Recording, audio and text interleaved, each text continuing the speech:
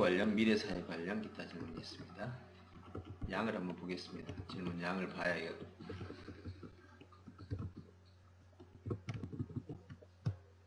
하나, 둘, 셋, 넷, 다섯, 여섯, 일곱, 여덟, 아홉, 열, 열하나, 열둘, 열세, 열네, 열다섯 개. 빨리 끝내야 되겠습니다. 자, 먼저 과정 관련부터 살펴볼게요. 가설 검증을 통해 지식을 체계화하는 과정에서 검증의 절차 또는 정보 설계의 절차는 무엇일까요? 제일 먼저 뭐부터 하라고요? 질문의 속성 파악이라고 그랬죠. 네. 여러분도 이제 이런 답변들을 해야 될 거 아니에요. 네, 곳곳에서. 자, 먼저 가설 검증을 통해 지식을 체계화하는 과정에서 여기서 이제 이 문장을 한번 점검해 볼게요. 지식을 체계화한다라는 말은 이제 가설을 설정하고 그 가설을 검증을 함으로써 현재 우리가 이해되지 않았던 지식을 체계하게 된다는 뜻이죠. 그 과정에서 검증의 절차와 또는 정보 설계의 절차. 요 질문이 좀 이상한 것 같아요. 잠깐만요.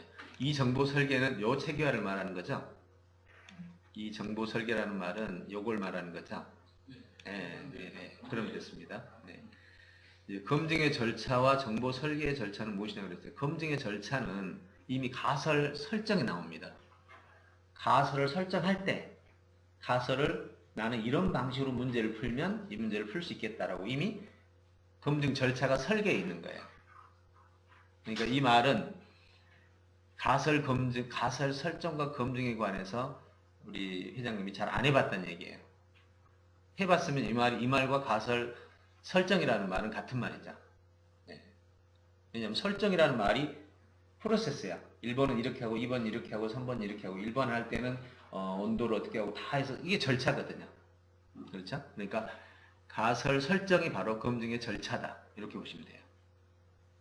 네. 단지 이제 그 검증의 절차에서는 두 번째 변수가 있죠. 하나는 안 맞았을 때, 그 다음에 도구가 준비 안 됐을 때, 하다가 문제가 발생했을 때, 이제 이런 변수에 관한 것은 더 있겠지만 일단은 그 절차는 가설 설정에서 나오는 거다.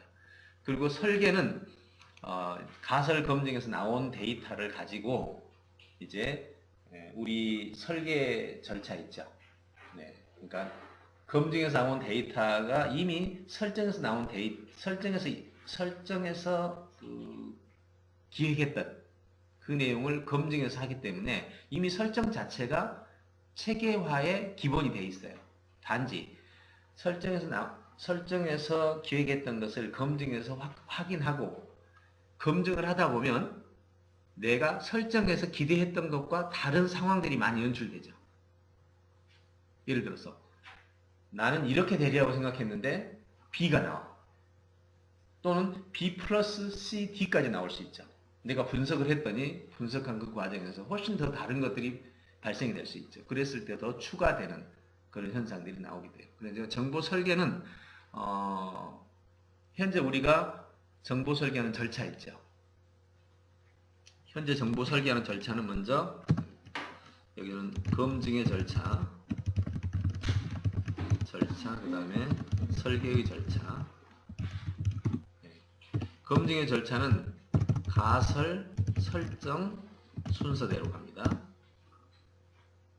이때 이제 변수, 영향, 반영을 해야 되겠죠. 설계의 절차는 우리가 지문을 설계할 때는 어떻게 하나요? 먼저 지문을 보고 지문의 개요를 먼저 찾죠. 그 다음에 지문 속에 있는 주제를 찾죠. 그리고 지문의 주제를 제목으로 바꾸고 그 다음에 지문 내용에 들어있는 정보들을 전부 수집한 다음에 관계를 찾아서 직화의로 연결하죠. 네, 이건 똑같습니다. 어디나. 그래서 먼저 설계의 절차는 설계의 배경을 파악을 해야 되겠죠. 설계 개요라고 그러겠습니다. 개요를 찾아내는데 설계 개요는 주로 이 설계가 설계의 를 왜 하게 됐는지 배경, 그리고 어떤 목표를 달성할 건지 설계의 목표, 그리고 이 목표를 달성하는데 필요한 절차, 이런 것들이 설계의 개요죠. 요걸 먼저 확인한 다음에 절차에서 이제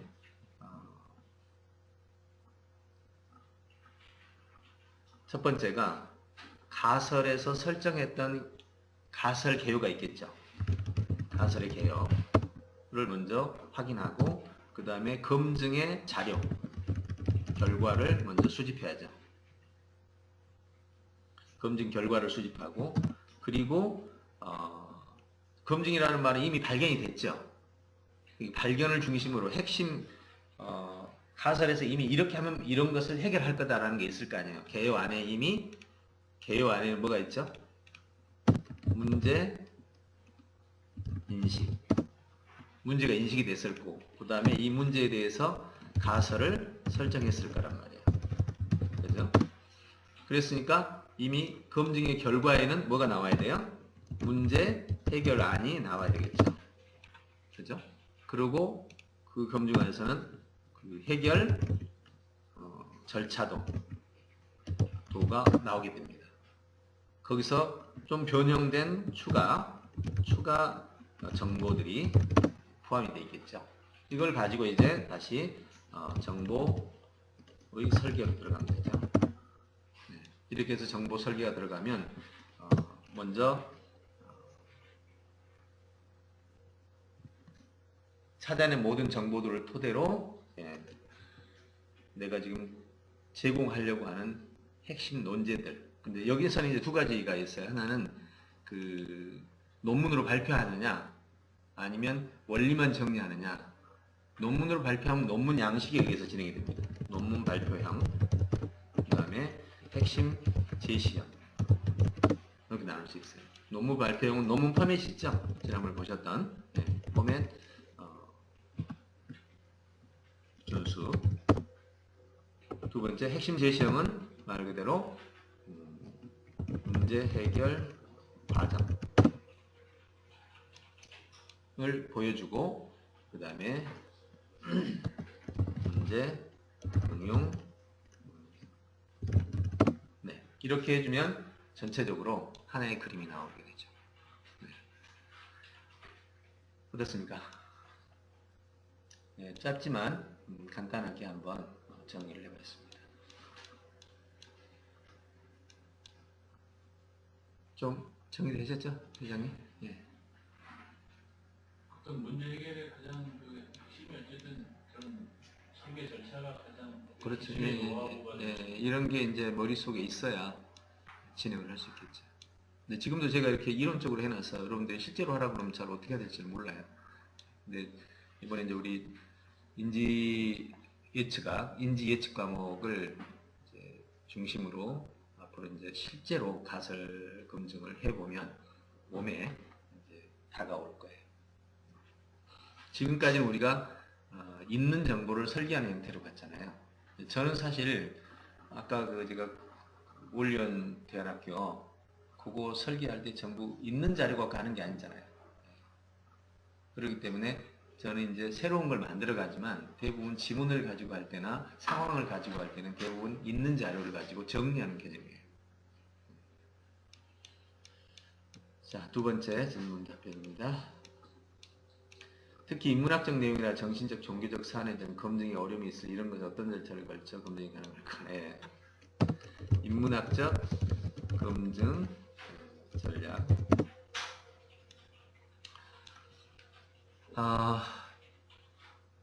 이거는 우리가 사전에 그 인문학 검증의 한계에 대해서 먼저 인식을 해야 됩니다. 그리고 인문학 검증의 역사, 그리고 인문학 검증의 방법, 이렇게 세 개로 나누어지면 전체적으로 이해되겠죠. 인문학 검증의 한계는 검증 시간이 오래 걸립니다. 시간의 장기화.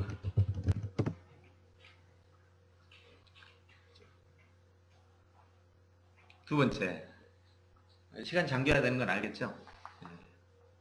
두 번째는 뭐가 있냐면, 여러분 이런 생각해 봅시다.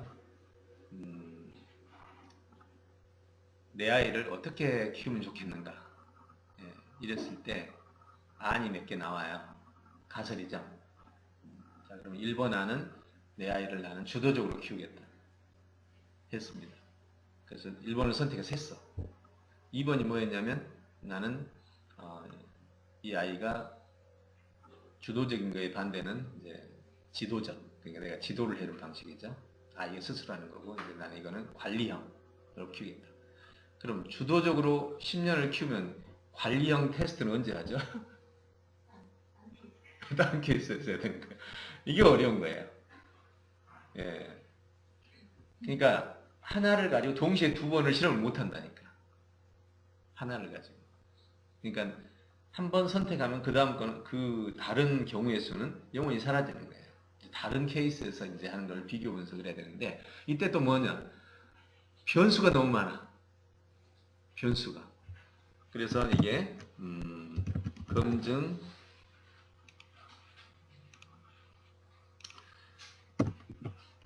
변수의 다양화. 예, 너무 변수가 많아가지고 이걸 일치시킬 수가 없어요. 여러분 저기 자녀들 내 자녀 이렇게 키웠다고 막 잘 키운 사례들 나오는데 그거 보면 그거 어쩌다고 나하고 무슨 상관이 있는 거예요? 예, 전혀 상관이 없는 거예요. 그 키웠던 사람의 그냥 재력은 어떻고 학력은 어떻고 모든 이 많은 변수를 일치시켜야 이게 실험이 되는데 어떤 일치도 나올 수가 없는 거예요. 그래서 사실 인문학 검증의 한계라는 게 이 검증 변수가 너무 다양하다라는 거. 그래서 이런 한계가 있습니다. 실제로 인문학 검증의 역사를 살펴보면 논리적 탐구의 역사라고 할 수 있습니다. 검증이라는 말이 가설 검증인데 가설이라는 말이 이렇게 하면 이 문제가 해결된다. 그래서 검증을 했어. 그럼 논리가 있다는 거죠. 그 안에. 그러니까 논리적 탐구의 역사는 철학에서 시작되죠. 철학 이전에는 뭐가 핵심이라고 그랬죠? 종교. 그죠? 철학 이전의 제사장,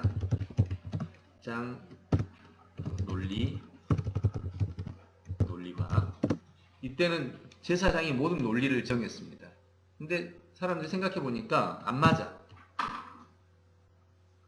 제사장들이 제안하는 또는 답변을 제시하는 것들이 안 맞는 거예요. 그래서 이제 사람들이 의심을 하기 시작하면서 제사장 논리에 반박하는 철학, 반박형 태도가 발생합니다. 이게 이제 철학이죠. 그러면서 이제 최초의 탈레스 중심의 철학이 탄생. 근데 철학이 연구를 시작하면서 아리스토텔레스 때에 와서 분류학이 탄생합니다. 논리 아주 중요한 부분이죠. 아리스토텔레스의 분류학이 나오면서 분류는 말 그대로 완전 논리잖아요. 그것이 어떤 면에서는 철학의 과학화를 시도했다고 볼 수 있습니다. 철학의 과학화. 아리스토텔레스의 분류학. 이 나오면서 이제 과학적 논리가 형성이 됐죠. 그리고 이제 이어서 계속해서 이 분류학을 기점으로 학문들도 같이 나눠집니다. 각 학문들이 분류화 시도. 그때 이제 막 정치학부터 시작해서 교육학부 다 나눠집니다. 그리고 각각의 영역에서 분류가 안 되면 여러분들을 어떤 문제가 생기죠? 대학에서 학과가 있는데 분류가 안 되면은 겹치죠. 예. 여러분 분류학의 핵심이 뭡니까? MCE라고 주로 쓰는데 이 단어는 안 맞다 그랬죠. 중복 없이 누락 없이 체계적으로. 그러니까 중복 없이 누락 없이 체계적으로 하는 것이 이 분류 분석인데 이 과정에서 서로 이제 각자의 전공 영역을 연구해 간 거죠. 근데 대부분 사람들이 아무리 노력을 해도 이 종교하고 이게 겹칩니다. 네. 종교는 논리성을 제시를 못 하잖아요. 종교는 논리가 안 돼요. 왜냐면 마지막이 믿음이기 때문에 논리가 안 돼. 근데 이제 중세 암흑기에 이제 논리가 사장되죠. 그러다가 암흑기를 지나면서 이제 르네상스를 맞으면서 르네상스에서 이제 중세 암흑기의 논리 사장 그리고 다시 르네상스에서 논리가 부활합니다. 그러면서 이때부터 이제 이성주의라는 개념이 나오죠. 네, 이성주의가 드러나기 시작하고 그리고 이제 르네상스 논리 부활이 일어나고 근대화가 촉진됩니다. 근대화에 의한 기계 논리, 기계와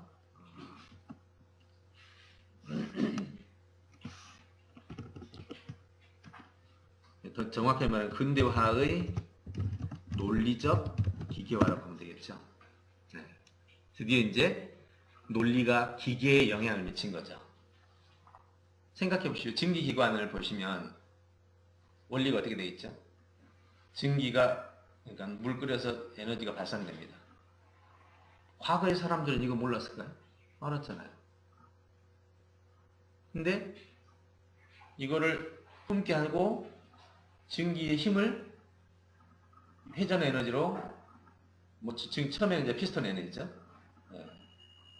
회전 에너지로 하고 피스톤 에너지로 바꾸면서 그게 이제 산업화를 열게 됩니다. 사실 논리거든요. 너무 간단한 논리 아니에요. 그거를 기계로 만들어 나가는 거죠. 과거에는 이런 기계가 나오면 무슨 이상한 장치다 뭐 이렇게 해가지고 바라봤는데 이제 근대화 논리적 기계가 나옵니다. 이때 이제 나왔던 사고 중에 하나가 그 누구죠? 0과 1을 발견한 라이프니츠. 라이프니츠의 의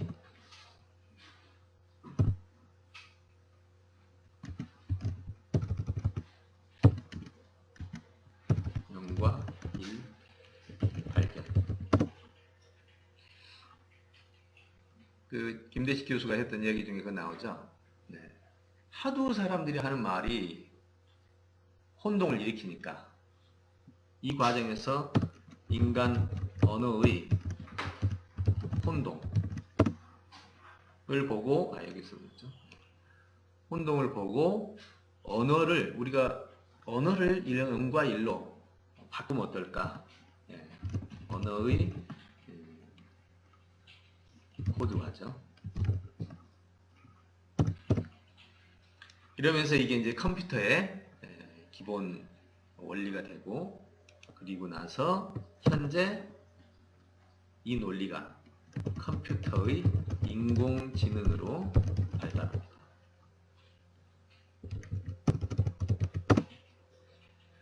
그럼 인공지능이란 뭐냐? 인간의 논리적 꿈을 현실화하는 거예요. 인간의 논리적 꿈은 야무지긴 한데 문제가 많아요. 왜냐하면 인간은 분명히 논리적 사고를 하거든요. 그런데 논리적 사고가 1번 뭐, 2번 뭐, 3번 뭐 이렇게 하는데 이 간단한 것도 이 순차를 다 지키기가 힘들어요. 그래서 대다수가 생략하고 갑니다. 인간의 논리적 태도의 생략화. 요것 때문에 꿈을 현실화하는 과정에서 태도를 생략하다 보니까 자꾸 오류의 발생, 그다음에 실패의 경험을 하게 돼요. 근데 인공지능은 컴퓨터를 통해서 컴퓨터로 논리적 수행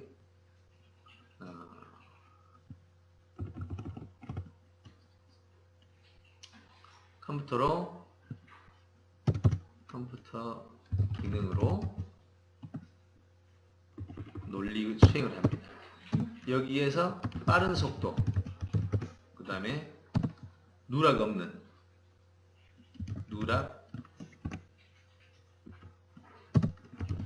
없이, 중복 없이 세계적으로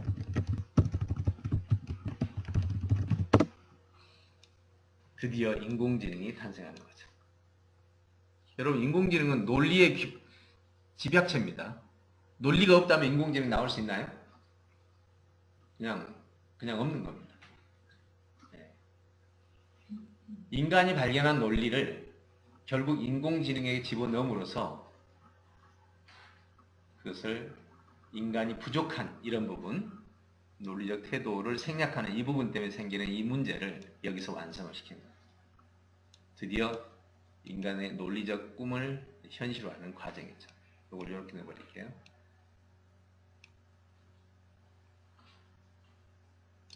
네, 이렇게 된 겁니다. 이게 문제고 이게 대안이에요. 자, 논리적 탐구의 역사를 한번 살펴봤습니다. 그렇다면 인문학 검증의 방법은 이제는 인공지능을 빼고는 할 수가 없죠. 그래서 인공지능에 우선 우리가 하고 있는 방법을 써보죠. 요즘에 우리 심리학이라든지 사회학에서 전부 학문으로 바뀌었죠. 이것들이 처음에는 학문 아니었잖아요. 심리학, 사회는 학문이 아니었었는데 실험 집단과 비교 집단. 그럼 현재는 어떻게 하고 있느냐? 현재의 방법은 실험 집단, 두 집단의 비교 방식을 활용해서 여기서 검증을 해 나가고 있습니다. 이건 이제 일반적인 거의 일반화됐죠. 이후의 방법은 인공지능의 시뮬레이션으로 아마 이제 바뀌겠죠. 모든 변수들을 다 처리해서. 그렇다 하더라도 이제 이런 두 집단의 비교 방식을 활용해서 또 서로 협력, 양자가 서로 협력 관계를 가지면서 진행이 되리라고 봅니다. 우리는 방금 우리가 꿈꿔왔던 이 논리적 세계, 여러분 논리라는 게 얼마나 중요한지 아시죠? 인간이 자연을 이해하는 툴이잖아요. 자연이 논리적으로 되어 있단 말이에요. 그러니까 이 자연을 인간이 이해하기 위해서는 논리적인 지성을 가져야 되고 그 논리적인 지성은 소프트웨어로 완성이 된 거죠. 네.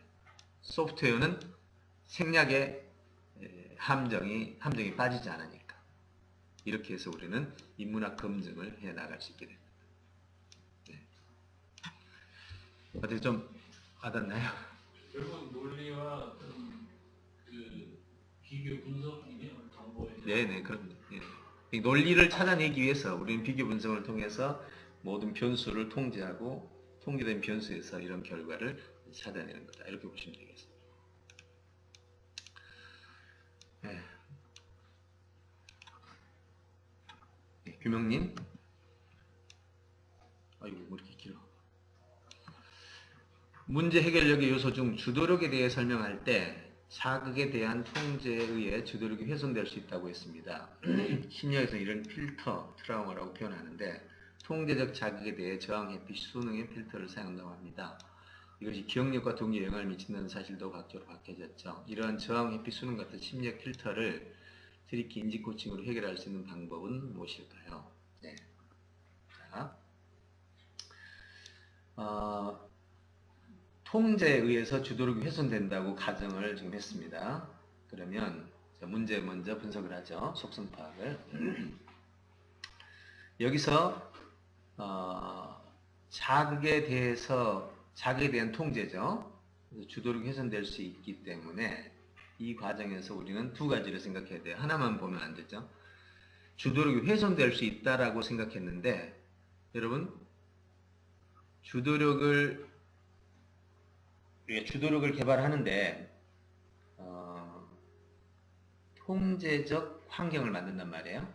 그러면 주도력이 축소되죠. 근데 이때 꼭 통제가 주도력을 축소만 시키느냐? 그렇지 않단 말이에요. 이제 잘못된 통제라는 뜻이에요. 올바른 통제는 주도력이 축소되지 않습니다. 그래서 올바른 통제를 잘 쓰라는 거죠. 주도력을 개발하는 과정에서 자 여기서 먼저 질문 오류 분석에서 지금 대전제를 통제가 주도력을 한다는 입장입니다. 그런데 여기에 반론을 제시한다면 옳은 통제는 강화시킬 수 있습니다. 자, 예를 들어보죠. 옳은 통제라는 것은요,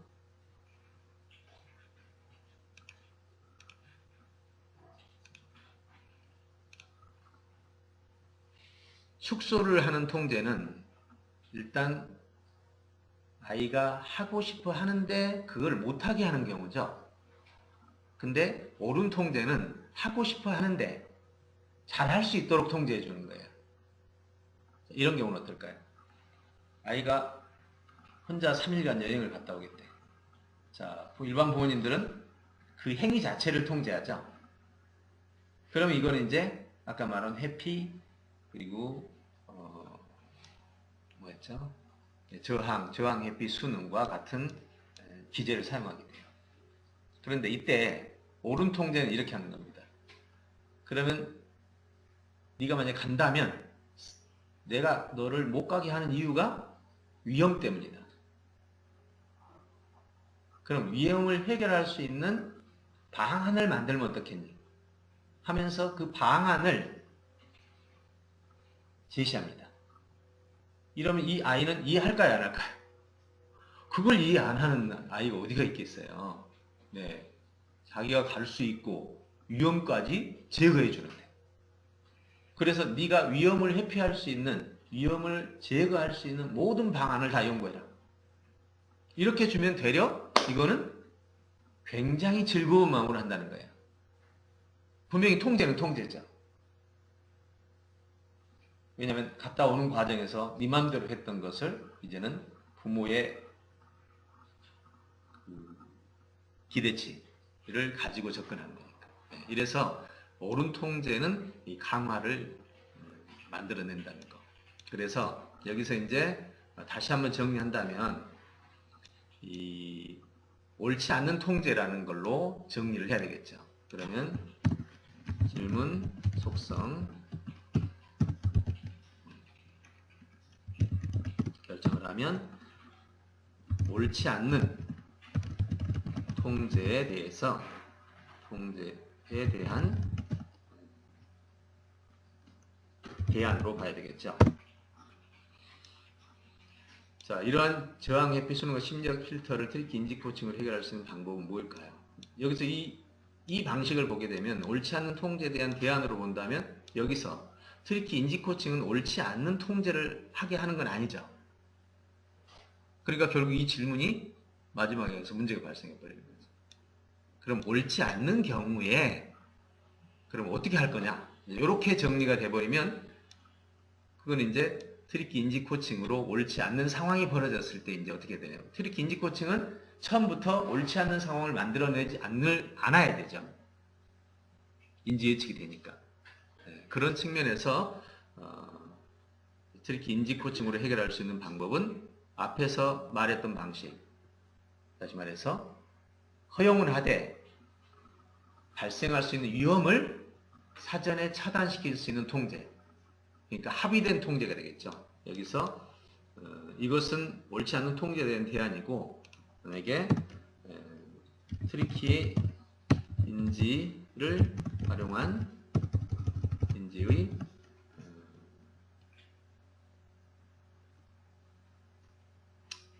올바른 통제 활용 이라는 과제로 넘어가면 이 옳지 않는 통제에 대한 대안으로 올바른 통제밖에 없죠. 대안이니까 옳지 않는 거니까. 이랬을 때 이거는 다른 말로 질문 속성 결정이면 이제 질문 대답 하게 보면 첫째가 합의형 통제, 해결형 통제. 이 두 가지가 바로 이 이야기의 답변입니다. 합의형 통제란 순서는 이제 이렇게 되겠죠. 해결형 통제가 먼저고, 해결형 통제, 서로 간에 양자의 의견들을 들어서 문제 해결을 하기 위해서 합의를 해서 문제가 생기지 않도록.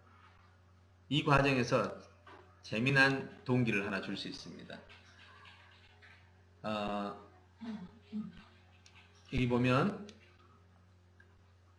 통제가 주도력을 훼손할 수 있다고 그랬잖아요. 아이에게 이런 얘기를 하면 어떨까요? 뭐 아이나 또 다른 어떤 관점이든 간에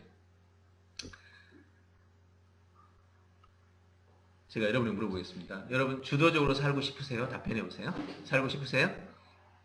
네. 자, 그런데 주도적으로 일하다가 내가 여러분에게 주도력을 주겠습니다. 주도적인 권한을 주겠습니다. 주도적으로 일을 하다가 여러분이 아직 준비가 덜 돼 있기 때문에 실패를 자주 하게 될 겁니다. 실패를 자주 하게 되면 이제 주변에 있는 사람들은 여러분이 실패를 자주 하기 때문에 주도력을 주려고 할까요? 뺏으려고 할까요? 뺏으려고 합니다. 그러면 내가 지금 여러분이 주도적으로 일을 하게 할 때 이 일을 성공할 수 있는 방법을 여러분에게 알려드린다면 여러분 어떻습니까? 좋죠? 그러면 지금부터 여러분이 원하는 일을 성공적 방법으로 진행할 수 있도록 대안을 만들어가면서 가는 거에 동의하십니까? 예, 끝났잖아요.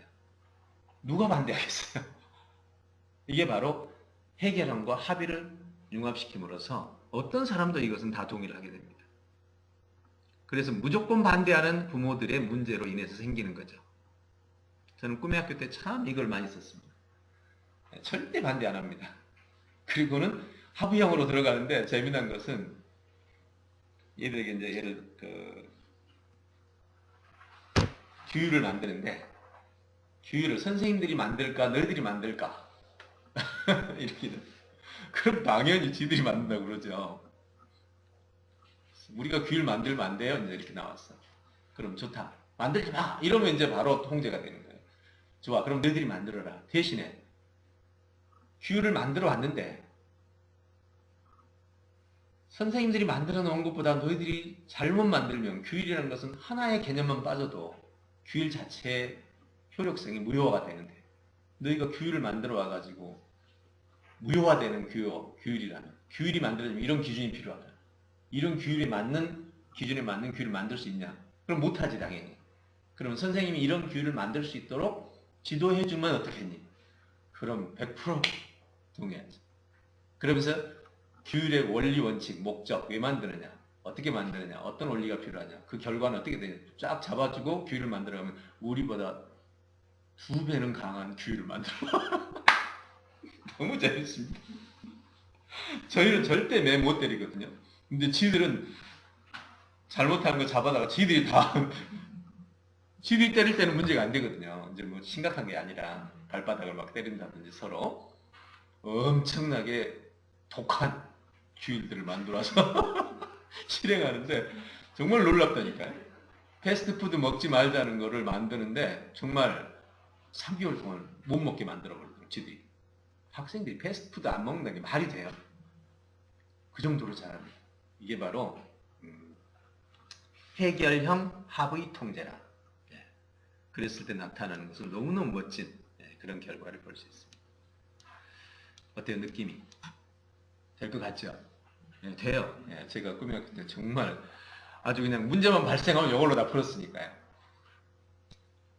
그렇게 해서 운영을 하면 쉽게 정리가 됩니다. 네, 이렇게 해서 정리를 해봤습니다. 네, 관계 관련입니다.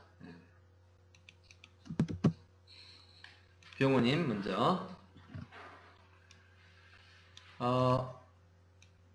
업무 프로세스의 합리성과 효율성을 얘기하는데 옳고 그름을 따져 그름이 아니면 무조건 복종하라고 하는 상사가 있습니다. 이 상사를 어떻게 대하는 것이 현명한 행동일까요? 네.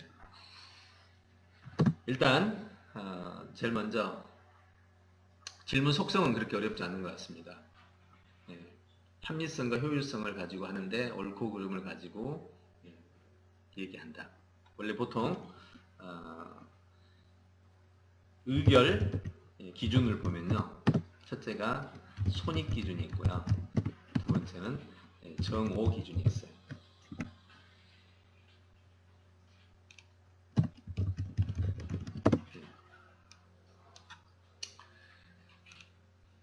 이 두 가지가 거의 모든 의결 기준에 숨어있는 기준입니다. 하나 더 있네요. 근데 하나 더 있는데 이것은 정오에 속해요. 뭐냐면 명목 기준입니다. 이건 정오에 속하는데 그래도 하도 많으니까 이게 하도 많아서 이거를 부각을 시켜야 될 것 같아요. 손익 기준은 이익과 손해를 중심으로 되는데 이거는 대체로 눈에 드러나지는 않아요. 이거는 이제 생산적 측면에서 많이 사용하죠. 근데 이제 개인들 간에 또는 어떤 집단 간에는 절대 이걸 드러내지 않습니다. 손익 기준을 감추고 가죠. 그리고 정오 기준을 드러내는데 이거는 관계 중심의 그러니까 이해 집단이 많을 경우 정오 기준을 씁니다. 주로 이게 명목 기준이 되죠. 근데 이제 명목 기준은 따로 뺀 게 뭐냐면 진짜로 정오 기준이 없어. 그냥 진짜 말대로 이거는 손익이 뒤에 숨어 있는 거예요. 손익 기준을 숨기는 경우. 네, 이렇게 됩니다. 자, 그러면 이제 여기서 이 기준을 가지고 비춰보면 상사가 옳고 그름을 따져서 복종하라는 그런 입장을 얘기합니다. 그러면 이거는 효율성과 합리성에 앞서는 뭔가가 있다는 거예요. 네. 이게 무슨 말이냐면 상사 입장을 먼저 생각해야 돼요. 상사가 지금 옳고 그름을 먼저 따진다 라고 하는 거는 정말 그런 경우가 있겠죠. 실제로 정오에 근거한 경우. 두 번째, 명목적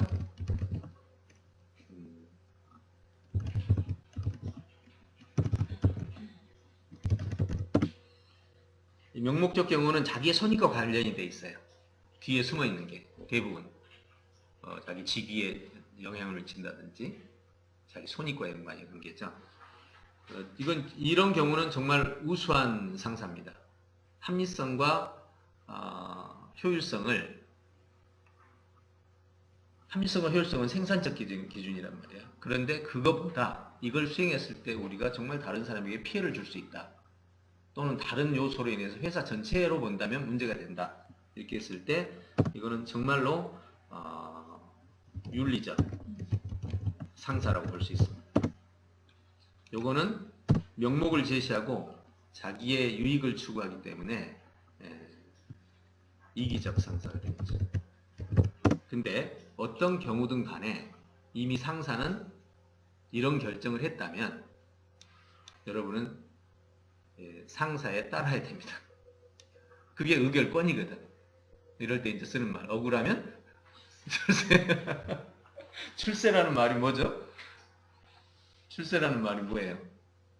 예, 다른 말로 우리 사회에서 돈 번다는 소리보다는 예전에 억울함 출세라는 뜻이 억울하면 의결권을 가지는 직위를 가져라 이 뜻이에요. 네. 그래서 일단 상사가 합리성과 효율성을 제시했는데도 불구하고 계속해서 이걸 강조한다면 여기에는 숨겨진 말하지 못하는 고충이 있는 거예요. 예. 그래서 이렇게 하면 좋습니다. 대안으로서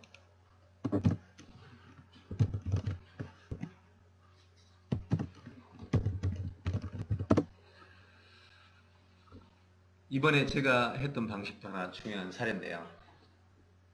곡성훈련학교에 그 교육과정을 짜면서 그때 처음에 합의할 때 우리 기억나시죠? 정 회장님. 교육과정에서 국정교과하고 올영교과를 짤 때 김상희 원장님은 학교 교장 출신이니까 국정교과를 포기를 못 하잖아요. 거기다 대놓고 그때 얘기했더라면 아마 통과가 안 됐을 거예요. 서로 관계만 더 저기 했겠죠. 근데 지내오면서 좀 지나서 얘기하니까 그죠? 예, 성이 바로 바뀌어버리잖아요. 근거를 수집한 다음에 네, 좀 시간이 지났을 때. 그래서 첫째는 의결 기간을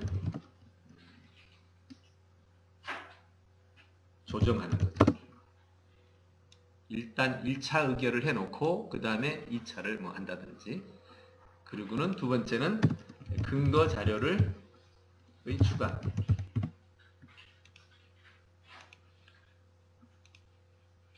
네, 이렇게 해서 방향을 잡아가는 방식으로 처리하거나 또는 이제 이거는 이제 좀 기수를 써야죠.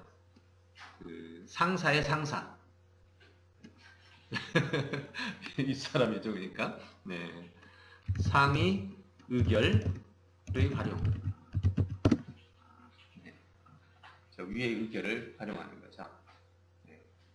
그다음에 그 외에도 또 여러 가지가 있습니다. 예를 들어서 그 상사의 주변 사람들을 활용해서 주변 사람들이 그 동일한 거에 대한 계속 이 부하의 의결과 같은 의결을 계속 제시하는 거죠.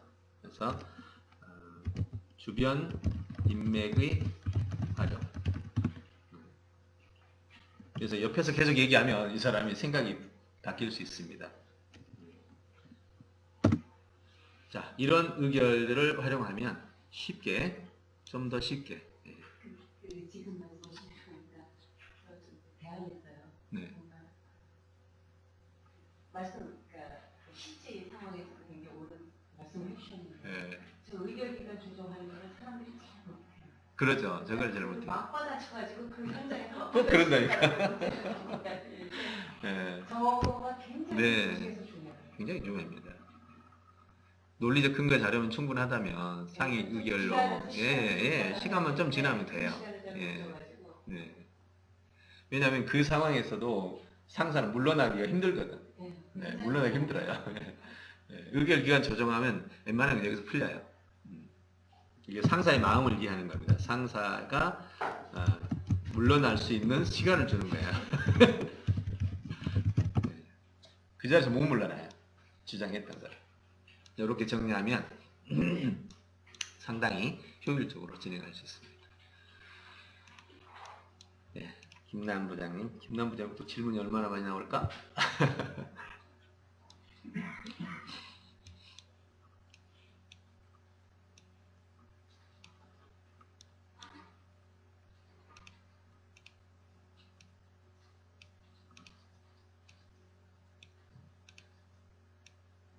네. 손상된 신뢰감을 회복하는 방법이 있나요? 나에 대해 실망한 상대방의 신뢰감을 회복을 도와주는 방법. 같은 말이죠. 손상된 신뢰감, 나에 대해서 같은 말로 처리하겠습니다. 손상된 신뢰감, 누구에 대해서는 회복하는 방법, 같은 말이니까 이걸 떼겠습니다. 그 다음에 상대방이 실망한 내 자신의 내면을 주는 신뢰감을 똑같은 말이네요.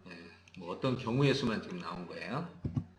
그 다음에 신뢰감이 사라졌을지라도 인연을 지속해야 하는 경우가 많은데 이때는 어떻게 해야 하나요? 신뢰감을 회복해야죠. 상정이 꺼려진 상대에 대한 깊이의 마음 해결 방법과 적절한 마인드 다 같은 말이네요. 네, 그러죠? 예. 신뢰감 사라졌을 때 인원은 계속 해야 되니까 회복을 해야 되죠. 그래서 회복을 해야 돼. 이게 같은 말이죠. 회복하는 방법이에요. 그 다음에 상정이 꺼려지는 일은 상대에 대한 깊이의 마음 해결 방법, 적절한 마인드, 태도 같은 말. 그래서 요거를 이렇게 하겠습니다. 질문을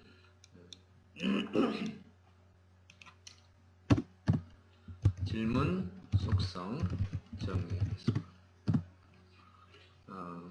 손상된 신뢰를 회복해서 지속적 인간 관계를 가지려면 어떻게 할까요? 어때요? 다 담았죠? 예. 이렇게 해서 질문 속성 정리했습니다. 이거 빼겠습니다. 자, 그럼 먼저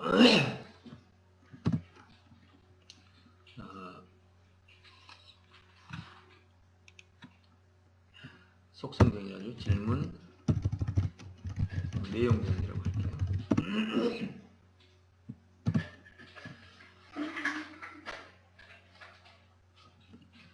질문 속성 파악을 하면 먼저 손상된 신뢰를 회복하려면 두 가지입니다. 지속적 인간관계를 가지려면 그러면 첫째는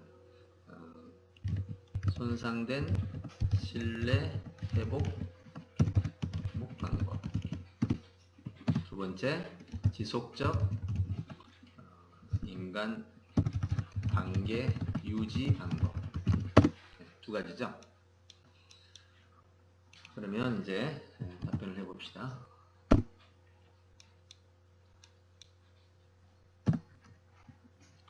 먼저 두 가지를 나누어서 답변을 하는 건데요. 먼저 둘을 통합해서 답변해야 될 부분이 하나 있어요. 먼저 질문,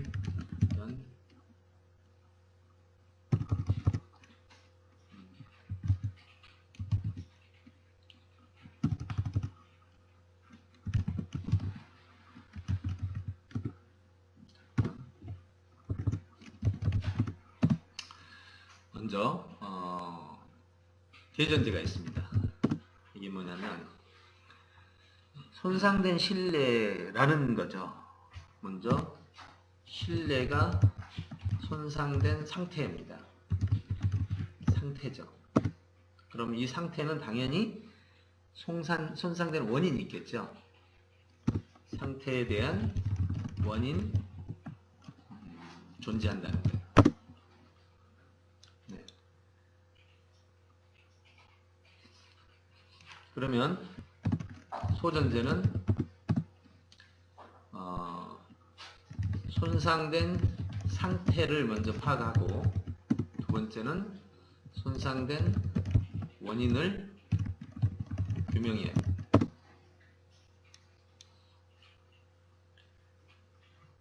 자, 손상된 상태는 지금 두 사람 관계에서 손상된 상태라면 신뢰가 손상된 상태면 어떤 지금 상태일까요? 첫째가 큰 기준을 보면 인간관계에서 나타날 수 있는 큰 기준은 첫째 대화 부재 상태 그 다음에 제일 먼저 나타나는 게 대화 부재죠. 그 다음에 상호 간의 의견 충돌 갈등 그래서 결국은 대화가 부재되고 서로 간의 의견들이 충돌되는 즉 다른 말로 말하면 어떤 양보가 안 되는 거죠. 서로 이 두 가지가 여기서 의견이라는 말은 이제 다양한 모든 걸 포함합니다. 서로의 어떤 내적 상태든 뭐든 그래서 대화의 부재 순서로 본다면 이제 이게 먼저였겠죠. 이게 먼저고 대화 부재가 되는 상태죠. 뭐 이제 저 심각한 어떤 손상된 상태가 있겠는데 이거는 개인적인 거기 때문에 개인적 요소를 파악해야 됩니다. 여기다 따로 할게요. 경우에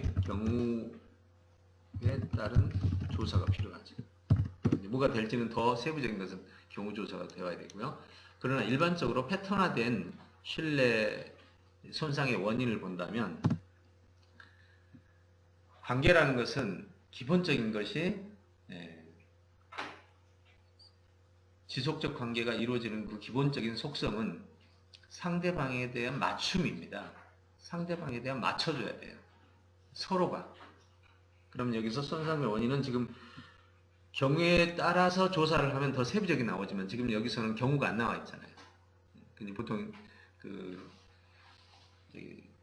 법률스님은 아예 그냥 질문 한 사람을 세워놓고 경우를 다 거기서 물어버려요.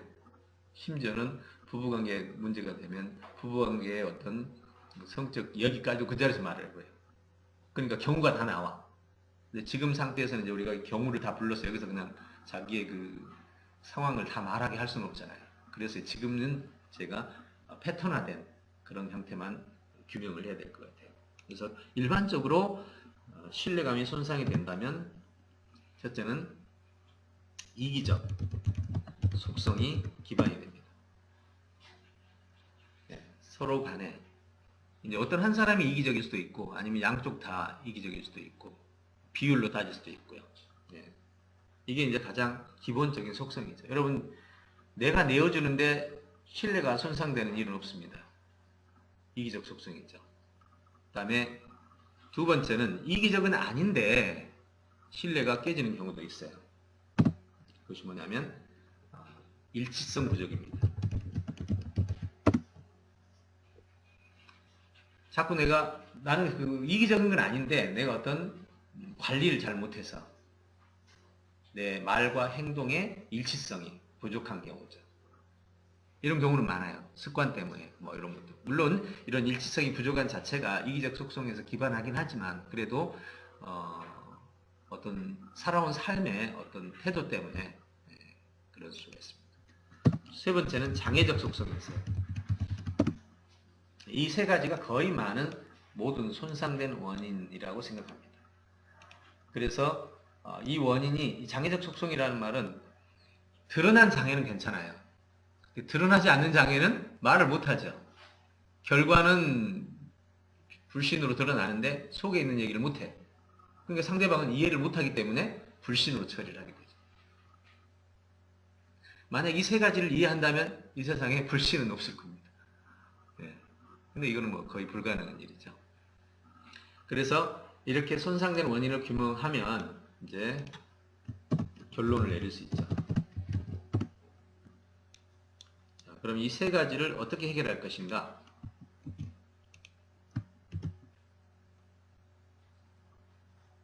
이 세 가지를 해결하는 것이 바로 여기서 회복해서 지속적인 인간관계를 만드는 겁니다. 먼저 이기적 속성을 해결하기 위해서는요, 좀 거의 비슷한 그 답변이 될 수 있는데 이 세 가지를 해결하기 위해서는 첫째, 어렵긴 하지만 솔직한 대화가 필요합니다. 어려운 거예요. 그래서 요거를 이렇게 하죠. 여기다가 세 가지 문제의 원인의 해결 필요. 요거를 여기 끌고 가고요.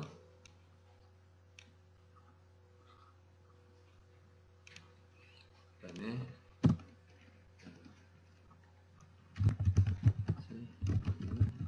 해결 방안. 영역이라고 볼게요. 첫째가 솔직한 대화입니다. 이게 세 가지 같이 묶여 있어요. 여러분 솔직하게 대화하게 되면요 이렇게 해야 됩니다. 나 저거 너보다 더 많이 갖고 싶어 이 얘기를 해야 되는 거 그건 쉽지 않죠. 솔직하게 대화해버리면 이기적인 속성을 드러내는 거잖아요. 그러면 상대방도 서로 얘기할 겁니다. 자, 솔직하게 해볼까요? 나 저거를 너는 우리 50% 가져야 되는데 나는 70% 갖고 싶어. 그럼 상대방은 뭐라고 할까요? 나는 80% 갖고 싶어. 자, 그럼 근거를 대봐. 이렇게 얘기 풀어가면, 그렇게 풀면 사실 어려운 게 아니에요. 그럼 이렇게 나오죠. 결과적으로 이렇게 나옵니다. 답이. 너가 70% 가져야 될 이유가 뭐야? 그러면 이제 이유를 대기 시작합니다. 80% 가져야 될 근거는 뭐야? 내가 너보다 시간을 많이 투입하잖아. 하고 쭉 이제 따져봅니다. 그 정말로 시간 투자를 많이 하는 거예요. 만약에 상대방이 서로 못 믿겠어. 그러면 외부 재판자를, 그러니까 외부 심사관을 대동해서 풀면 돼요.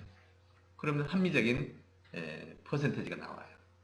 네. 이렇게 솔직한 대화를 하면 마지막에는 본인의 합의적 결과가 도출이 돼요. 아주 중요해요. 두 번째는 처음부터, 그러니까 이런 경우는 솔직한 대화는요, 대체로 그 진행 중 상황에 대해서 이게 필요하고요. 시작 전, 이건 좀 쉽습니다. 이거는 규약의 설정, 계약의 체결, 요 두 가지로 가야 돼요. 규약은 갑이 만들어 버리는 거고, 계약은 상호 협의를 통해서 만드는 거죠.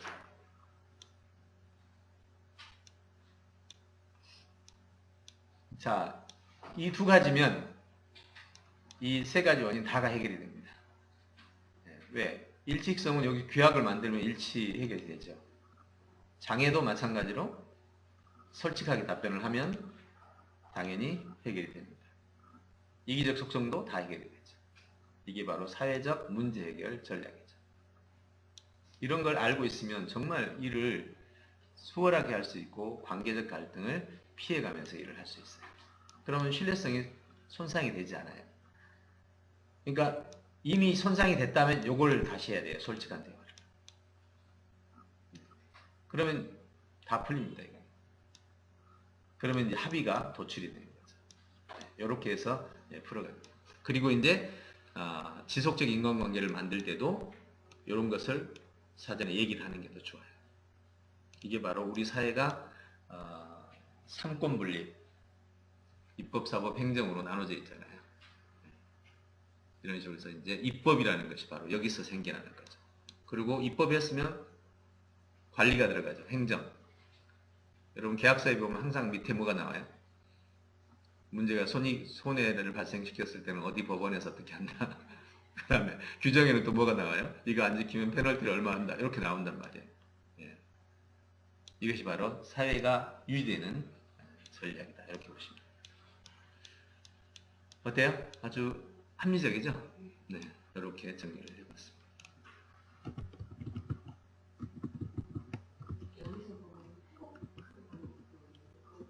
네?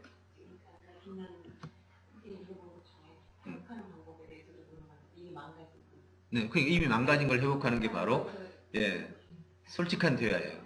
예, 솔직한 대화.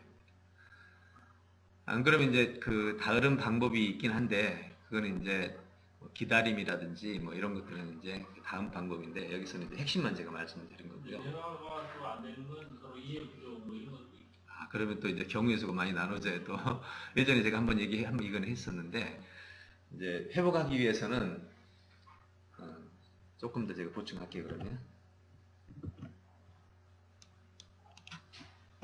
여기 이제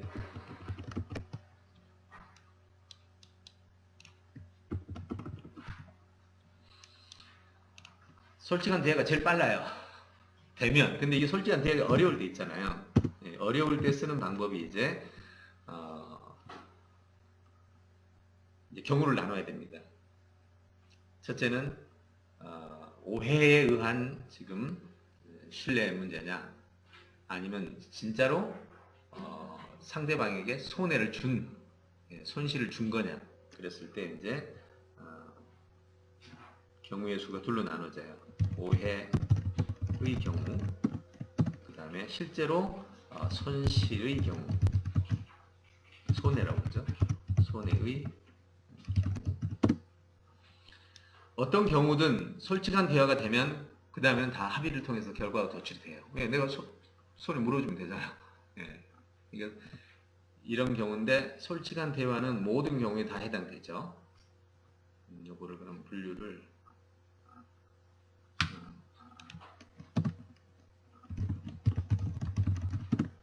는 요걸로 다 포함이 됩니다. 그리고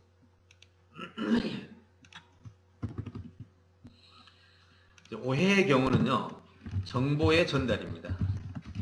근데 대화가 안 되죠.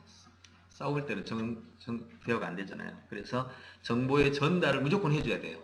그래야 오해가 풀리죠. 그래서 이거는 정보 전달의 다양한 방법을 써줘야 됩니다. 예를 들어서 지인을 통한 전달, 우연을 통한 전달, 우연을 만드는 거죠. 그러니까 예. 우연 형태, 의도 형태, 뭐 다 의도인데 우연히 전달하는 것처럼 하고 지인이 전달하는 것처럼 하고 어쨌든 간에 정보가 전달이 돼야 돼요. 그러면 상대방 그러면 풀리죠. 이제 실제로 손해의 경우는요, 이거는 보상이 필요합니다. 두 번째는 보상으로도 해결이 안 된다. 그럴 때는 이치의 이해가 필요합니다. 세 번째는 보상을 하고 이치를 이해하고 그 다음에 시간이 필요하죠. 네. 그러면 이제 보상은 당연히 그 사람이 마음이 풀릴 만큼의 여기서 먼저 이 보상 안에다 넣어야 될 텐데 여기서는 제일 첫 번째가 상대방에 대한 진짜 미안한 마음, 그걸 뭐라고 그럴까요? 사과의 태도, 그리고 보상의 약속, 이게 필요하고요. 이치의 이해는 요거는 이 세상에 어떤 문제든 전화위복이 있고 또 비하적 비교를 하면 어떤 경우든 다 이해되게 되어 있어요. 이해 안 되는 경우는 거의 없습니다. 어떤 관점을 갖느냐에 따라서. 그래서 관점의 전환이 필요해요.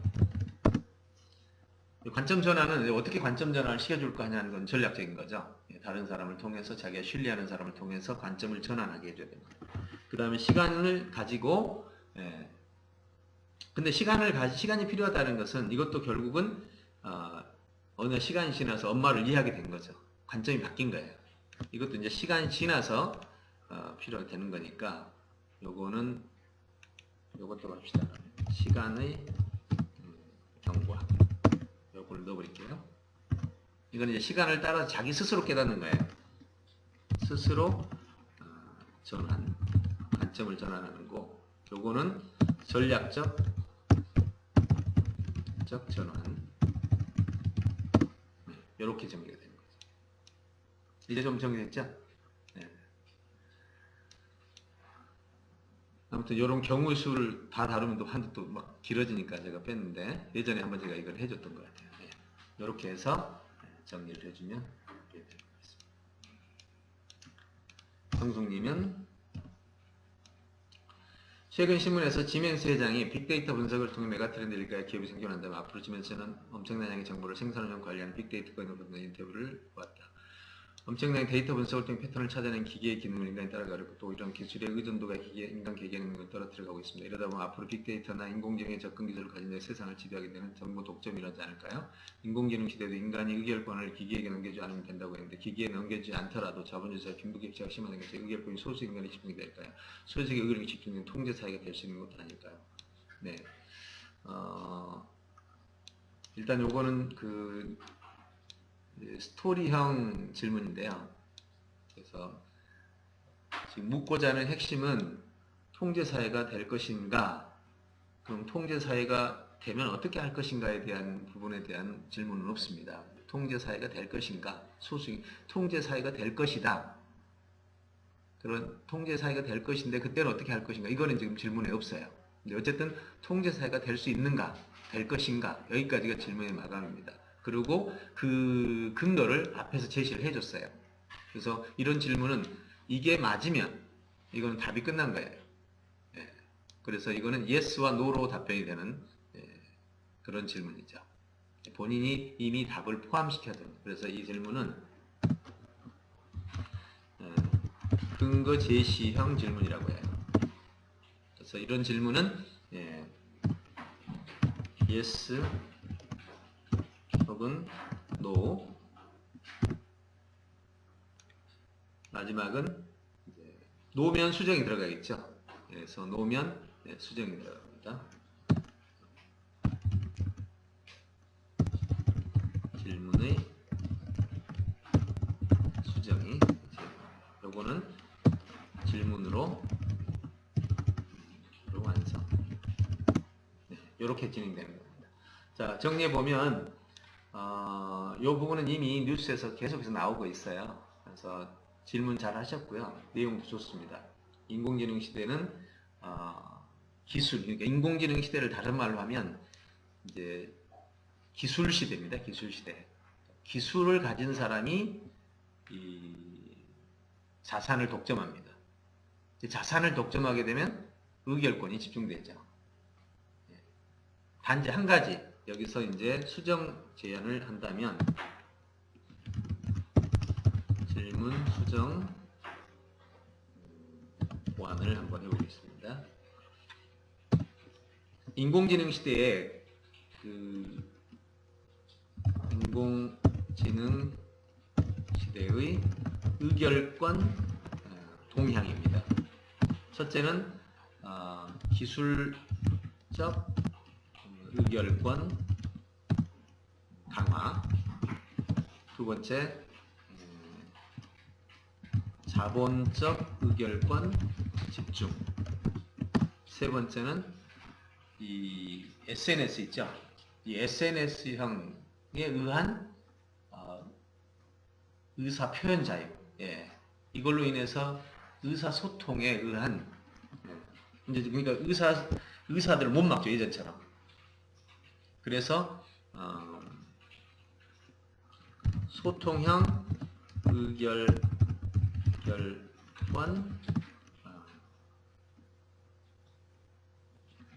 소통형 의결권이 서로 공유되는 의결권의 활용, 요 세 가지 형태가 나타날 겁니다.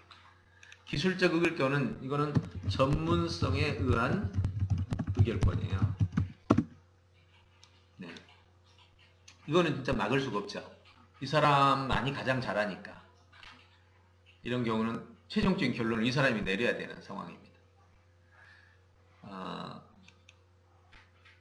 어제 동원 씨가 영상을 하나 재미난 거 보여줬었는데, 기획자하고 프로그래머하고 디자이너하고 앉아서 회의를 하는데, 마지막은 프로그램이 너가 전문가니까 네가 마지막 답변해, 이렇게 이제 계속해서 이제 이야기가 진행되는데, 프로그래머는 뭔 소리인지 모르면서 맞아요, 내가 전문가니까 말도 안 되는 그런 의결하는 그 우습게 영상을 누가 일부러 만들었더라고요. 어쨌든 이 전문성의 의결권이 강화가 됩니다. 그 다음에 자본적 의결권은 이거는 이 숨겨진 형태로 가요. 이건. 그래서 숨겨진 형태로 해서 뒤에서 의결권을 조종하는 형태예요. 그래서 배후형 의결권 조절, 배후형 의결권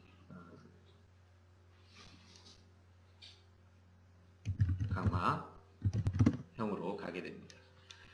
이건 드러나지 않아요. 그러면서 실제로는 모든 의결권을 다 여기서 지배를 합니다. 그래서 이 소통형은 이제 대다수의 국민들이죠. 네, 이제 국민들의 이제 제안들이 또는 국민들의 그런 거 이제 100만 투표 막 이런 거 해가지고 의결권을 막 제안하는 거죠. 그래서 여기서 가장 큰 문제는 아무리 이래 해도요, 뒤에 있는 사람들은 못 막죠. 결국은 큰 그림은 저희들이 다 그리고 우리는 앞에서 그냥 춤추는 이제 이 값이 또가시 같은 그런 역할이 많습니다. 이때 이제 중요한 게 저 자본가들이 뒤에서 숨겨진 그 배후형 의결권을 얼마나 빨리 눈치를 채고 거기에 대한 대응 전략을 세우고 그래서 소통의 의결권을 활용한다면 이거는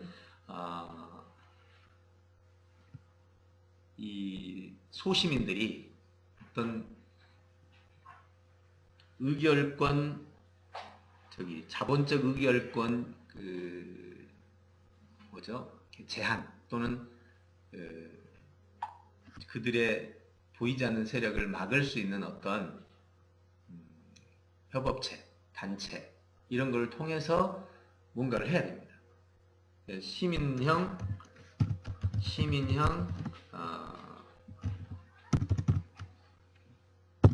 영향력 있는 시민 단체가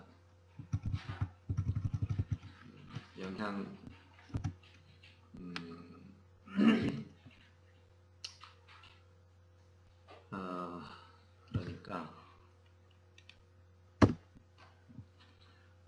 자본 의결을 제지 배후 의결을 제지할 시민 단체의 필요. 요게 좀 꼭 필요합니다. 이게 의결권 동향이에요. 네. 그래서 우리가 가야 될 방향은 이제 이쪽을 강화시켜야 되죠. 근데 이 사람들은 또 이걸 약화시키려고 하겠죠. 결국은 이 대립 속에서 진행이 될 것입니다. 어쨌든 얘기하다 보니까 이쪽으로 이제 의결권이 집중을 되는데 이거에 대한 대안으로 지금 제시를 한 거죠. 예. 그래서 의결권 동향인데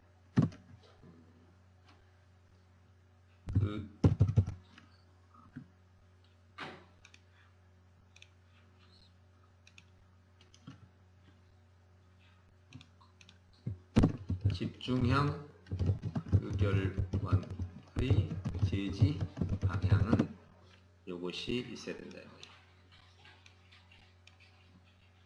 이렇게 하면 얘기하다 보니까 대안까지 만들어버리는 경우가 되네요. 이거 뭔 소리예요? 자, 어때요? 경수님 이해 좀 됐죠? 네. 마지막 질문입니다. 이쪽으로 많이 나왔어. 네, 좀 전에 질문에서요. 예. 그런 의결권 동향이고 인공지능 시대에 적용되는 것만 나을지는 집중형 인공지능 시대 전에도 자본적 의결권 제시. 그렇긴 했는데 인공지능형 시대에는 초기술이 적용되다 보니까 그러니까 예전에는 지역 단위에는 지역 단위의 부가 있었고 거대 부도 있었는데 그래서 의결권이 좀 나눠졌었어요. 근데 지금은 완전 의결권이 집중 현상이 돼요. 이게 이제 인공지능 시대의 특징이에요. 예, 아예 인식도 못합니다. 예. 그렇죠. 예. 기술이 너무 복잡해져가지고 그 기술을 통제하고 부를 가진 사람들이 내리는 결정이라서 정말 진행되는 사항도 파악을 하기 어려운 거죠. 그러니까 좀 다른 거예요. 이전과는 다른 초집중. 예. 그게 지금 현재 초기술 사회의 특징이다. 이렇게. 양자역학에 대해서 알고 싶어요. 공부 좀 하세요.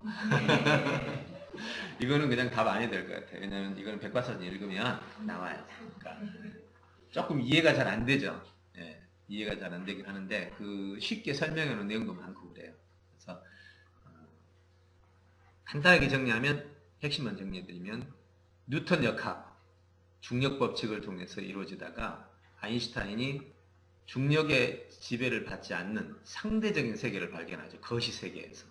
예, 중력의 개념이라면 완전 기계적으로 바뀌어야 되는데 기계적인 세계가 아닌, 그러니까 움직이는 상대에 따라서 속도도 달라지고 질량도 달라지고 말도 안 되는 이런 현상이 생긴 거죠. 그래서 상대적인 이제 이론이 나와서 세계가 전부 상대주의로 다 변합니다. 학문도 다 그렇게 바뀌어요. 심리적 상대주의, 신학적 상대주의 다 상대주의로 바뀌다가 갑자기 이제 아인슈타인도 이해하지 못하는 양자역학이 나와요. 양자역학은 쉽게 말해서 뉴턴 역학, 상대 역학, 양자 역학은 서로 규칙이 안 맞는다 이 말이에요. 뉴턴 역학으로는 상대 거시 세계에서 적용이 안 돼. 우리 지금 여기서 이렇게 중력 법칙에서 물건 떨어뜨리는데 갑자기 저 우주로 나가면 안 떨어지잖아. 규칙이 안 맞는 거지. 그래서 두 가지 규칙이 나왔는데 갑자기 양자의 세계, 즉 원자 안에서 일어나는 세계로 가니까 이건 또 아무 규칙도 안 맞는 거야. 거긴 또 양자들만의 규칙이 따로 있던 거죠. 규칙이 완전히 다른 세계가 존재하는 거예요. 네, 이제 이해가시죠? 네, 양자 역학이란, 그럼 양자 역학은 간단히 딱 들어가죠. 양자의 안에서, 양자라는 말은 원자 안에 있는 원자 핵과 전자들의 세계에서 일어나는 현상이에요. 그럼 그걸 딱 들어가서 그 규칙이 뭐냐? 요것만 파악하면 돼요. 그럼 그 규칙을 파악을 해보니까 거기에는 무슨 핵력이라는 게 존재하고 전자기, 그 안에서 전자기 또 있고, 그 다음에 양자들 간의 상태가 서로 얘가 사라지면 얘도 사라지는, 말도 안 되는, 물리학에서는 있을 수 없는 이런 막 현상들이 생기는 거예요. 그래서 이런 것들에 대해서 좀 더 여러분이 연구하시면 되겠어요. 5차원의 세계에 대해서는 사실 이론적으로는 있지만 우리가 경험을 할 수 없는 세계, 이론상에 존재하는 세계, 이렇게 보시면 돼요.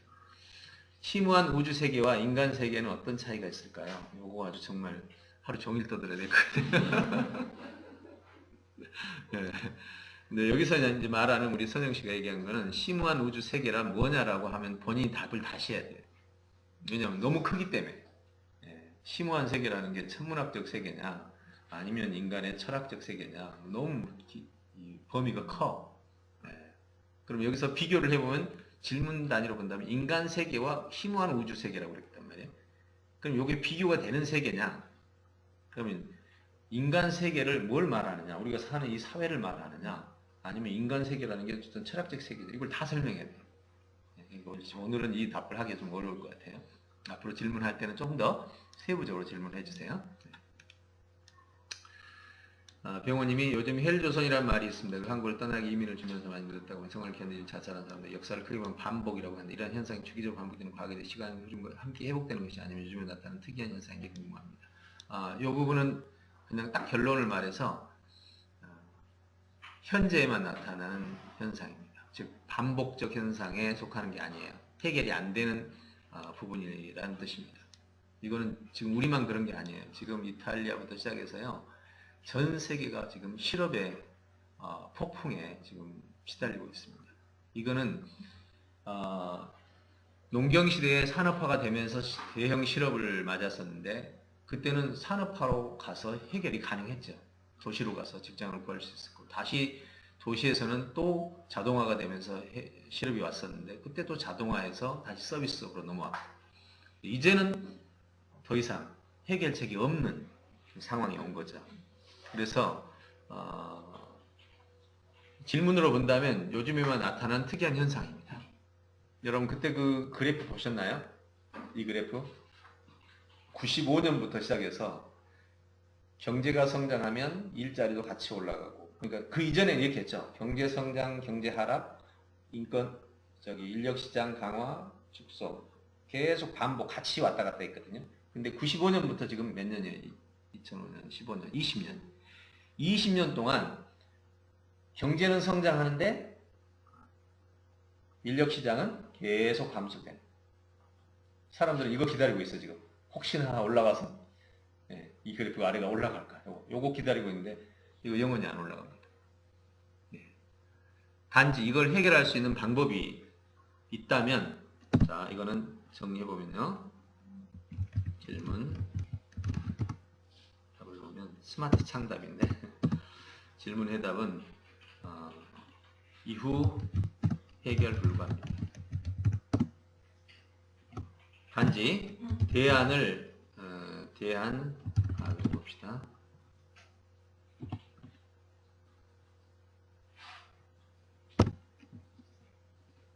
실업 관점 절대 해결 불가. 근데 다른 대안으로 정리를 한다면 실업적 관점이 아닌 대안으로 본다면 에너지 문제 해결, 그 다음에 식량 위기, 식량 공급 문제 해결 요 두 가지의 대안이 있습니다. 자, 여러분 실업적 관점만 생각하지 말고 요 두 가지가 해결되면 굳이 실업 얘기할 필요가 없잖아요.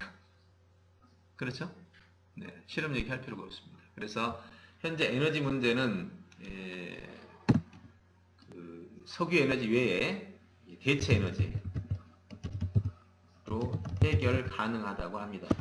이제 앞으로 10년 내외 보고 있습니다.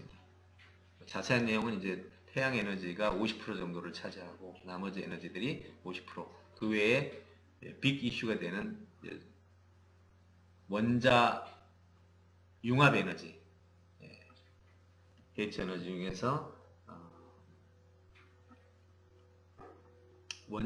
지금 현재 원자 분열 에너지죠. 원자력은 원자를 분열시켜서 하는 거고 핵융합이라고 합니다. 이 핵융합 에너지는 정말 성공만 하면 인류가 가져온 모든 문제를 다 해결할 수 있는 그런 에너지라고 볼 수 있죠. 그래서 자연 에너지 형태하고요. 그 다음에 핵융합 에너지,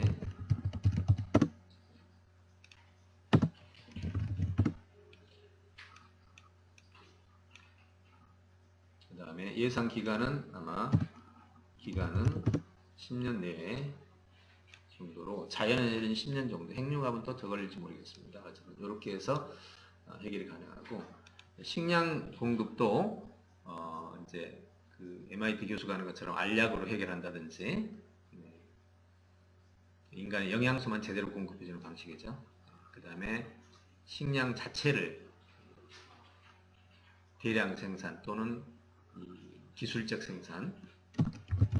생산이 가능하도록 하는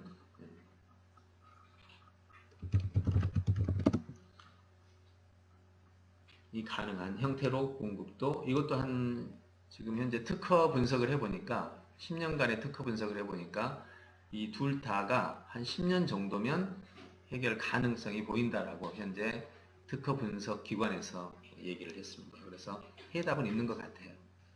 네, 앞으로 이 부분이 과연 이제 또 하나죠. 이걸 해결했을 때 이 사람들이 공짜로 줄까요? 이거 또 자본가들이 가질 텐데. 네. 이거 완전히 해결해가지고 모두가 평등하게 분할을 해버린다면 세상은 평화로워지겠죠. 근데 이거를 틀림없이 누군가가 장악하게 됩니다. 예를 들어서 몬산토인가 거기 그 씨앗, 씨앗 특허를 다 가지고 있잖아요. 지금 거기서 씨앗 특허 딱 막아버리면요, 전체 농사가 과거로 돌아갑니다.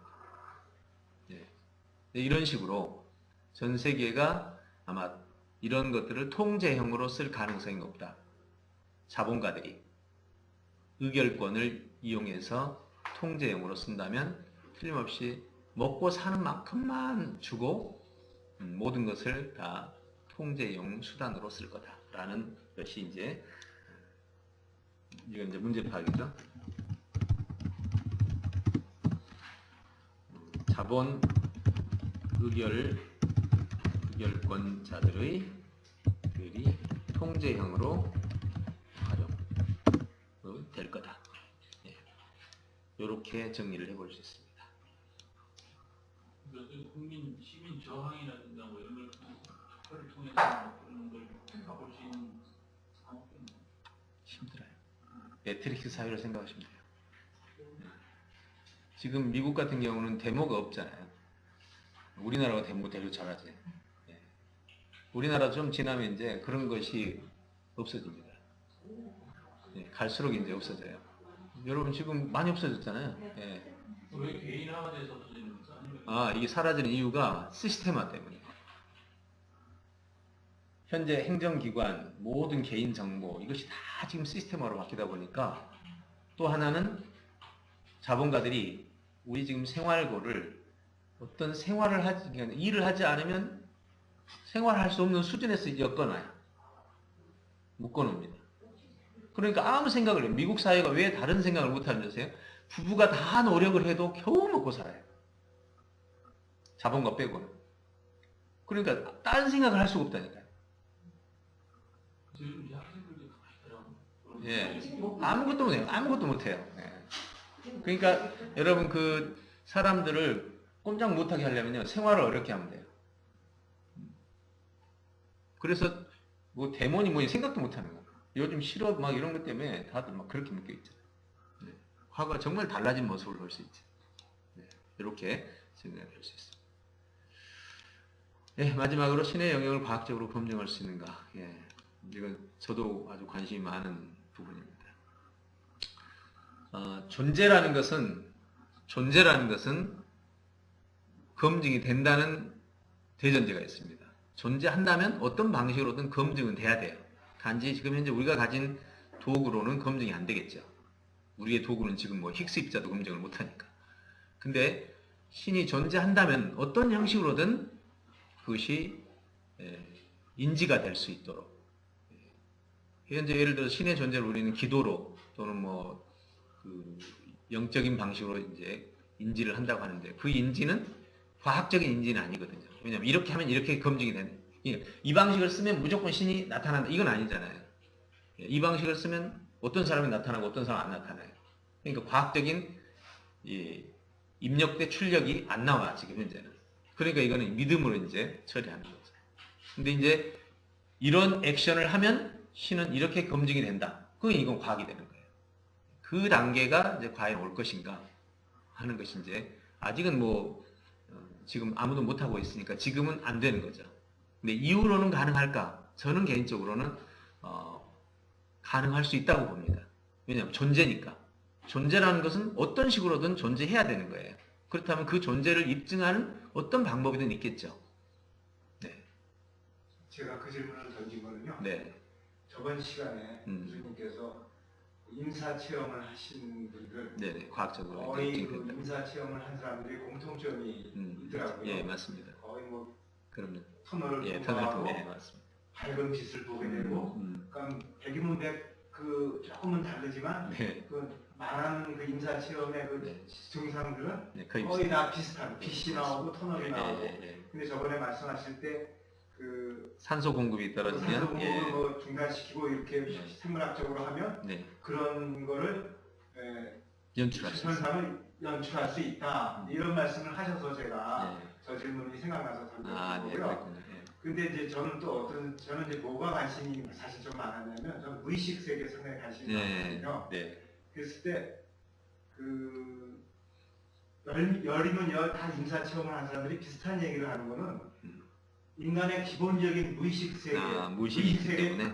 어떤 그런 거를 깔고 있는 게 아닌가 다들. 네. 그게 그런 어떤 그 이렇게 지금 작업을 하는 그런 상황에서 산소를 줄이고 이런 상황에서 그 무의식에서 전부 다 똑같이 나오잖아요. 예, 비슷한 형상이 네, 그래서 나타나는 게. 무의식 세계가 예, 저는 이제 그 무의식 세계가 신의 고유 영역이 아니냐 혹시 뭐 프로이드나 융도 뭐 거기에 대해서 많이 얘기를 했지만, 사실 저희가 사실은 저는 이제 제가 무의식의 지배를 좀 받는 걸 많이 느끼거든요.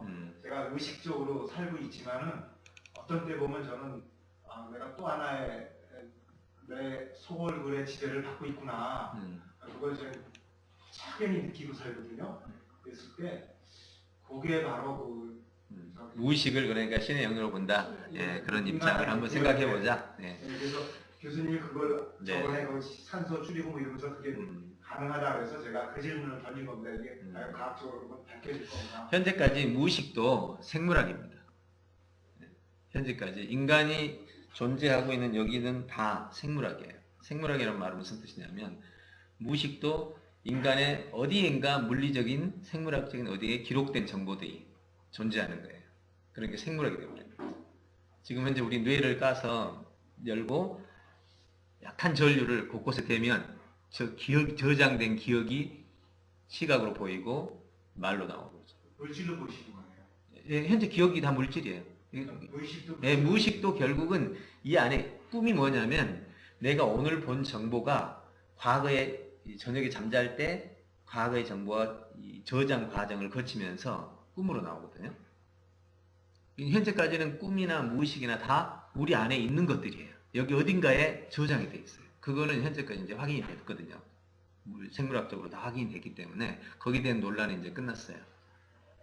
그러니까 이제 그 무의식 밑에 또 뭐가 있을까? 이제 그것까지는 또 이제 또 찾아봐야 되겠지만 현재까지는 인간의 존재 속에 들어있는 정신 세계는 거의 뇌와 몸 안에서 생겨난 신경 세계와 뇌신경 누런에 저장된 정보들 간의 조화 속에서 일어난 결과다라고 현재까지 밝혀졌어요. 나머지 이제 더 밝혀지지 않는 영역들의 영성이라는 영적이라는 부분은 또 남은 부분이죠. 여기까지 정리하겠습니다. 와, 오늘 질문 너무 길었죠. 네. 자, 오늘 질문 같이 한번 같이 해봤는데요. 우리 마지막으로 정 회장님 한번 질문에 대한 피드백. 네, 너무 좋았습니다. 여러 가지 또 다양한 그런 질문들에 대해서 그런 걸 접하고 또 교수님 같은 그런 답변 코칭을 통해서 우리가 질문하는 법도 배우지만 또 넓은 그런 지식과 함께 여러 가지 많은 것들을 생각하게 하는 좋은 시간이었다고 생각합니다. 네, 감사합니다. 네, 뭐 또 다른 생각이나요? 우리 저기 우리 선생님 이 선생님 한번 더 오늘 질문 답변 시간하게 한번 해보면서 느낀 점 같은 거 있나요?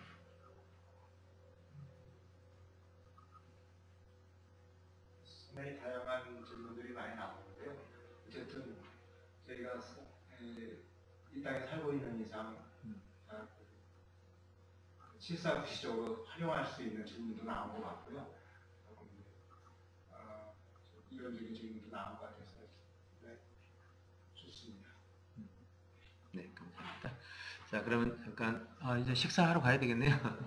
네, 식사하고 2시에 보죠. 2시에 시작합시다. 네, 2시에 다시 뵙도록 하겠습니다. 네, 여러분 수고하셨습니다. 감사합니다.